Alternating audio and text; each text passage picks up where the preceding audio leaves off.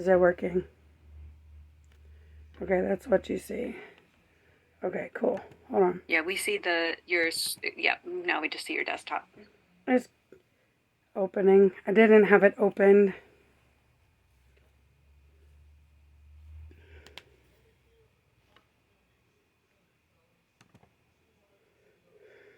Okay, hold on. Let's see.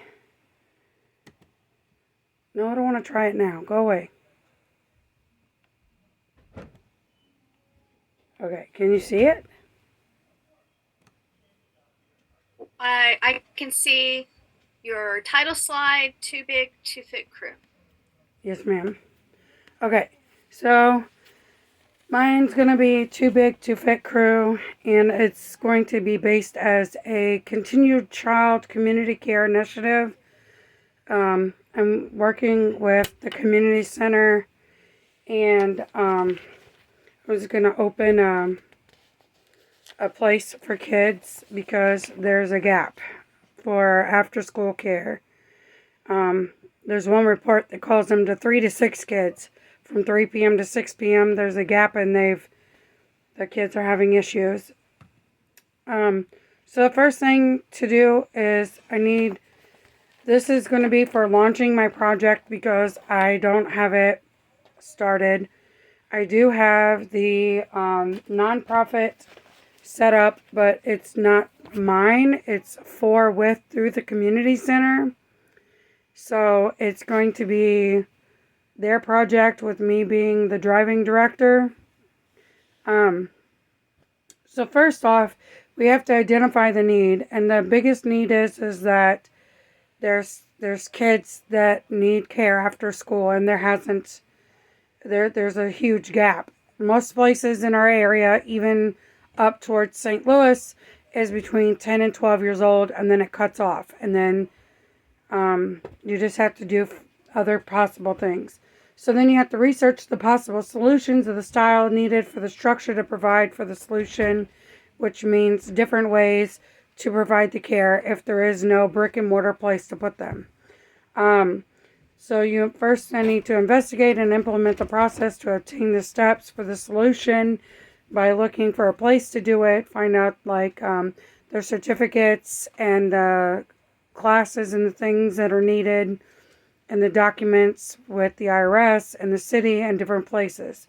So then we will follow up and move forward after the startup. But for this just the project launch. And I see you guys are in my way, so I have to move you real quick. Hold on. Okay. So you identify the need that's greatest. The kids in DeSoto schools, there is enough kid care. There's not enough kid care. There is a lot of child care. And what I mean by that is there are smaller from young as 3 or 4 months old all the way to 10 or 12. So that's why they have it broke up into 3 sections. Child care is the smaller kids. Kid care is the older kids from 10 to 15, and then 15 to 18 is teen care. So most establishments don't have anywhere for the kids that are falling through this proverbial gap that everyone needs to have. There's a giant need for affordable care in the community with high poverty rates in Jefferson County in general, but there's a high rate in DeSoto also. So the possible solutions that can happen if you are looking for child care is in-home private care for these children, stay at home as a parent or a caregiver, such as a grandma or an aunt. And then you can also do after school care or sports, which is kind of pricey, and it's kind of like a club to where they want monthly fees for your child ranging between $75 and $150 a month, and it's not as it's a flat fee like daycare, so it's not as a need basis. I have to work late today, so you need to go over there and you pay that one time versus you have to pay a membership all the time. And then, of course, you got friends and family. Jefferson County and DeSoto in general has issues with childcare, and a lot of these people cannot work because they have one parent that is staying home to take care of the child because they cannot afford care. Tidbit of information: if you're on food stamps, you can get child care assistance for up to age about 13 through food stamps and WIC and stuff like that. After that, they pretty much, because there's a law saying at 12 years old that you can stay home by yourself for a short amount of time, so they typically don't want to pay for that. They don't want to help you with that. So the poverty level in DeSoto is sort of high, but not outrageous compared to Missouri. So they are doing very good with their education, and so they are staying in school, which is really cool. So this one, it shows that from under 5 years old to about, it goes to 24 on this chart, but it's got 18 at the beginning. There's a gap for childcare affordability and programs to help, because if you're a single mother and you have young children, they're more likely to help you pay for childcare assistance so that you can have a job and be on food stamps or whatever. But if you have an older child, they don't. There's not anything. And I've looked for Boys and Girls of America, 4-H, all these things that are out of St. Louis. They say that there's a limited ability and availability in Jefferson County, and down here in DeSoto, it does not reach. It kind of stops at South County and Arnold. It doesn't really come all the way down here for us. And then on the flip side, if you try to go south to like Farmington and stuff like that, they have projects too, but they don't come all the way up here north. So we're like stuck in this dead zone that there's nothing for these kids. That's just my little thing. If you have a gift, God says use it. I'll just leave that there. So the one thing I was going to do is you have to understand what is going on. Then you have to engage in the situation. You have to empower the people and try to help guide them to the solution. You make the connections that you need to make with those people, and then together we can build what needs to go forward for the children. And then after you build it, you can design and deliver according to each individual person. Not like an IEP or 504 in the school, but something sort of similar, because you can also incorporate things such as mental health and physical health and other things that make you a person. And I think that's important for self-esteem and things like that for kids of this age. And then also after you've got the project running and things are going well, you will be able to reflect and celebrate. And if not, you can also change things around and move them accordingly. So like if you've been doing something for so long and it's not getting any results, don't be the definition of insanity and doing the same thing and expecting different results. Try to change it up and figure out what's going on that's wrong in the first place. Then you can have a celebration when you conquer that and you have a triumphant change. So my summary is pretty much just what I was saying. Is a place for children and families to grow, learn, and explore while they are aging up and they still have guidance for the future. Because if we don't try to foster trust within the community with the children and their parents, then our future is going to fail for the simple fact of you have to have guidance. A train running off a track is a wreck. But if you keep it on track and you have different things to slow it down and give it guidance, it's not going to derail. And I feel like that's kind of like with children too, is that sometimes you got to slow back and look at things and evaluate, and then sometimes you need to speed up But all in all, you got to keep them guidance in the track and be kind of like the conductor of their train until they get old enough to be able to do it themselves. And just thank you. I don't know. I was really nervous. I'm sorry, guys. Did a great job. I have a question. Yes, ma'am. So just for clarity, you're talking about the students. You're talking about older kids. Yes. Yeah. And you know, the problem, there's also, I don't know if you could do a correlation with that and children with disabilities. I Yes, know ma'am. that is a challenge as well. And you may be able to get more statistics with that, but I know that if the students of average abilities are having problems, I'm just imagining, wow, what about those individuals who don't have access to transportation and or other things because you said that there's nothing there. So I'm wondering about transportation. How would they get there? The community center where it sits currently is on a main street, and the buses, literally almost every bus goes on that street. So if we could work in partnership with the school district and other places, we could essentially request from the bus barn to have it be a drop off point. They have drop off points for early childhood care, daycares, and things like that.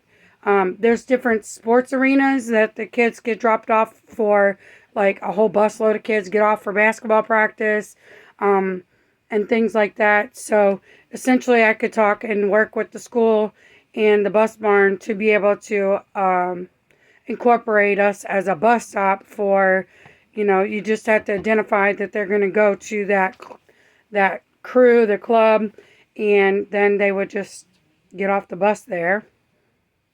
Thank you. You're welcome. Joanna, what kind of, I love your presentation. I love all the data that you included in there. It was super cool. Like I was like, man, she did her homework here for sure. What are you thinking about for activities? Like for the older kids, what kind of things would you do? Like what kind of engaging stuff would they be doing? I had a whole bunch of stuff that I had to cut out because on the thing it was saying like minimum to maximum, and so I had to cut stuff out. But I do have a large list of things that we were talking about, and I wrote it all down. But some of the ideal list is for some of the older kids is resume, cover letter, references, skill testing. I have a friend who works with the Missouri Career Center and for the Department of Education. So you could do skill testing. Do you want to be a doctor or a dentist or something like that? Or even if that's not your jam, you can do HVAC or carpentry. And that one of the things with the skill testing direction would be, did you want to go to college? Did you want to continue your education in just like a trade school? Or did you just want to look for a job? But I also have stuff that I feel is kind of old school stuff that I had that isn't anymore, or at least with my children being 11, 18, and 21, I've not seen. Baking, checkbook, personal accounting, budgeting, basic cooking, sewing, basic house cleaning, washing your clothes, maintenance, Home ec. basic installation of just putting up your own curtains, or how to check your washing machine, why it's not working. Something for the smaller kids, manners, table setting, speech, attitude, and then going a different direction. Oh yeah, neighborhood class, like how to be a good friend, and then going the other direction, having chess and checkers and computers, photography. So basically just trying to make them a well-rounded person inside and outside of the school, but beyond school as a young adult moving forward into the workplace. Because a lot of people who are 18, 19, 20 years old, they have no idea how to work a job because they are educated. So they have no people skills.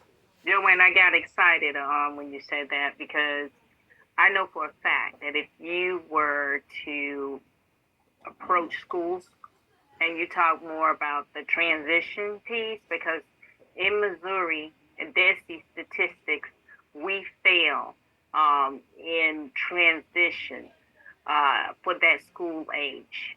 And they're always looking for resources to support students in that age round and with that transition. So yes, that's a big one in Missouri.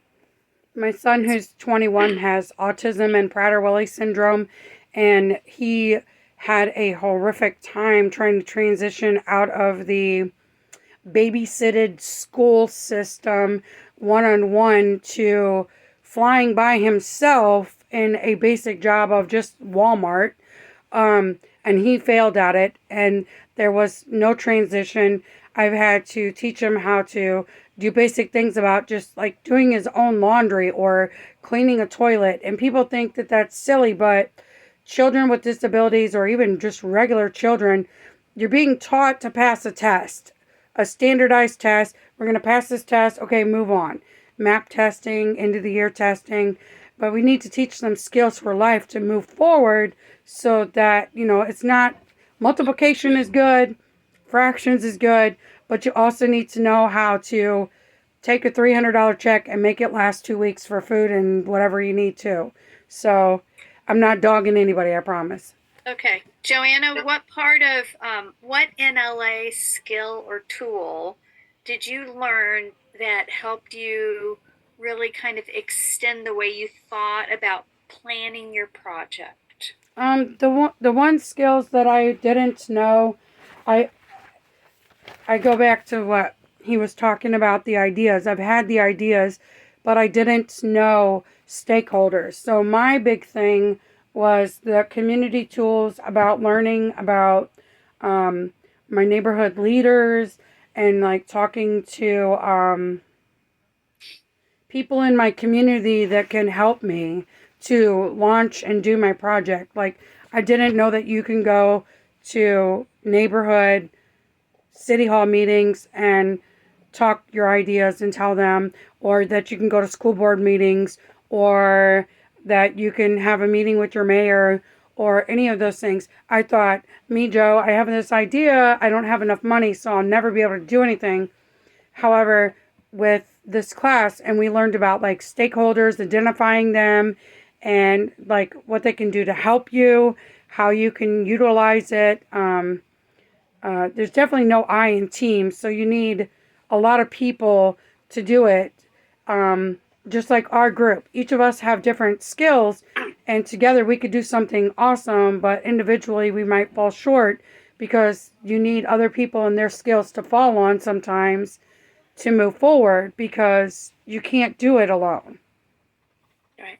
And is there a certain skill or tool you don't quite know how it connects yet to what you're working on? I think my thing that I was having the hard part with was the budget, because I'm still trying to understand what it's going to take to launch it, because there's so many like CPR and first aid, and then you have paperwork with the IRS and with the city, with the state, with DESE, the school board. There's so many different things. The one bonus is it's that the community center already has a, I'm going to say this wrong, 5031C? I'm not sure the letter. Close. 501c3. Yes. That just means that they can accept donations from other folks. Mm-hmm. And she said that she was going to help me to do it, because it would be easier to work under them, because it would be there. And like I said, I'd be kind of like the conductor of the train, but there would be like the house, And so we want to work together to do this for the kids. And there's a lot of different people and places in our community that I've already spoken to that said if we get this going, that they would come and see what they could do to help. And are you applying for the mini grant? I would like to, but honestly, I haven't been able to effectively, in my own opinion, comfortably fill in the blanks for the budget. I'm still having troubles with that. Okay, well, you have until Sunday night, so so keep thinking about it, and because you still have the opportunity. So wow, anybody else have any questions for Joanna? Nope, but let me know when you get started. I definitely would like to come and help out or send some children your way. It is a definite need, and like you said, with the buses, that is a key thing to it because you can be a local, be put on their list for drop offs, and not only just them. Think about also other, if there's other daycare centers maybe, or if there's other outside of just DeSoto area that might want to also be bussed into there. So Yeah, there's 5 establishments in the DeSoto 73rd, from the Head Start, the 2 elementaries, the Giant Middle, and the Giant Senior High, and all the buses cross the main street there of Boyd. Yep. Yes, they do. It's perfect. It's a perfect location. When you started saying that, I'm like, ooh, that's good. Yeah. Because that also, when you go into your budget, that's also something like you don't have to factor in for the gas or getting them back and forth. So I do hope that you can, if do the budget and go for that, go for the grant because you have a lot of pieces together. So that was just my thought, and I'll share it with you as I can with information. Very cool. Thank you very much, Joanna. Good You're luck welcome. on moving your project forward. I was so nervous. Thank you, guys. Who's going to go next?